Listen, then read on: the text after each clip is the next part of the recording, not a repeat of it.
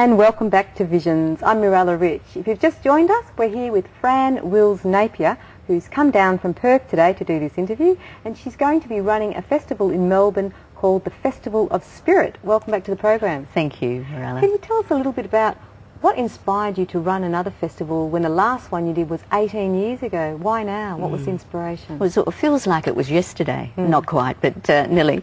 I've always known I would come back to running, you know, more festivals, more vision for people to have greater understanding.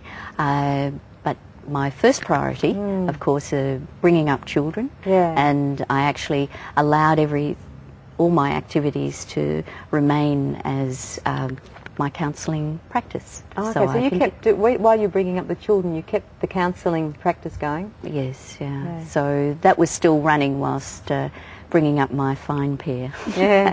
And at the back of your mind you were thinking, one day I'm going to explode and run a beautiful festival. Well, I did, but not with a desire to be there sooner than I should. It's amazing if you're in the moment. Yeah. And we spoke about that.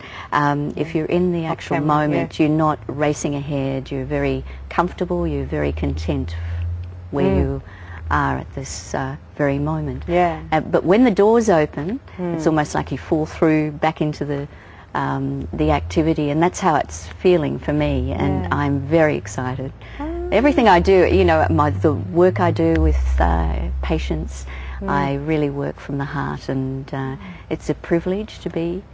And why did you choose a healing career, and how come you love it with so much passion and care? What is behind that?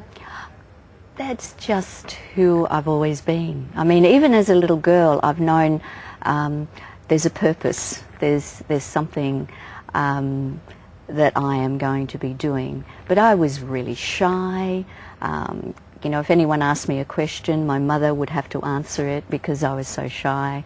I'd get up very early in the morning, being a good Catholic, and every morning I'd roll my pyjamas up, put my coat on and race up to the church to talk to God. Oh, I just beautiful. had that. Even as a child? As a child, yeah. Did anyone go with you? No, no.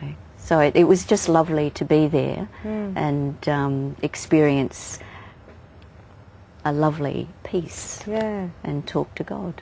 And you also said off camera you had this experience when your father died when you were 12, which sort of also inspired you to work in the healing area. Yeah, I guess I never knew that I was actually psychic, and I never coined a word. You just have a knowing inside. Dad died, and before he did, he and I used to play golf up at the park just up the hill, and he'd teach me the shots, and when he did pass, I used to go up, and there he was. He just talked to me, helped me, and helped me to help the family. I've often heard people say that, like when someone dies, not necessarily psychic, but they say you can still pray to them, you can still talk to them and ask them to guide you through your day if you're doing something or if you need them nearby. And then sometimes you might see someone or meet someone who reminds them of that person. And yes, yeah. Oh, I just heard his voice and I saw him, and he was always a magic presence in my life, and so you don't lose that when you pass, and he was there. Someone said, oh, it's all in your mind, but later on I realised it wasn't, because I saw others who had passed, and, you know, so that door opened up to a greater vision. So I'm not only a counsellor, I'm a medium as well. I've integrated all together in my work. Yeah. And who can come to this festival? What types of people is the festival for? Well, I've organised it to cater for everyone. Those serious, involved in natural health and care, those looking for answers, those wishing just to have a bit of fun, relax, listen to some music, go to demonstrations about Qigong and meditation, yoga.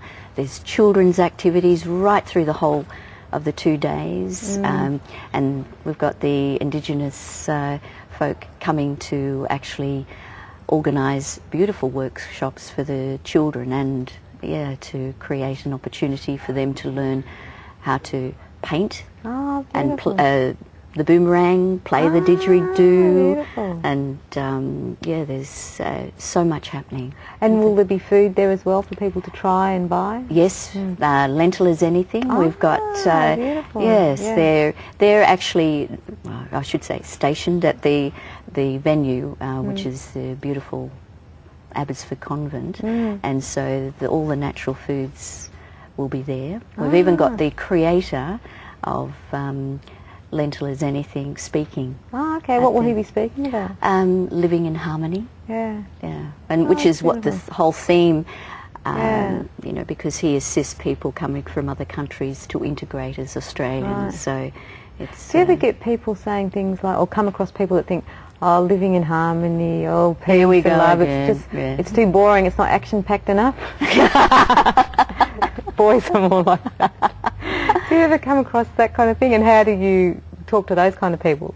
Because they're probably pretty good people too. They want to live in harmony as well, but they still like their action and their, you know, thriller movies and stuff like that. Well, can't they have both? Yeah. Yeah, I think it, you know, it's not making a judgment. And I think that's what it is, you know, respect and care and actual love for each yourself, each other and each other's special differences. Yeah, and if that's your priority, I think that encompasses everything, really, doesn't it? Yeah. And it accepts everyone for who they are. I think if more of us were like that, we're all accepting people for who they are and not judging, letting people just be and just getting on with what we've got to do, the world would be a lot more harmonious. Much more Yeah. peaceful place Yeah. within, let alone without, because if you're just wanting something all the time, you lose how beautiful the inner peace is, you know, being in the present moment of calmness and peace. And people think you can't change the world, but you can by changing yourself. And you change all those people, you affect all those people around you by you being a calmer person, and then they do by doing the same. Reciprocating. Yeah, that's... And then in the end it doesn't change the whole of Melbourne and slowly Perth. Yes, you know? we reach it. Well, that's what I do in my classes. You know, it has psychic and spiritual development, but to me it's about spiritual evolvement. And once you find that, that's where the peace is, the deep within. Peace. Beautiful. About to go to a break now.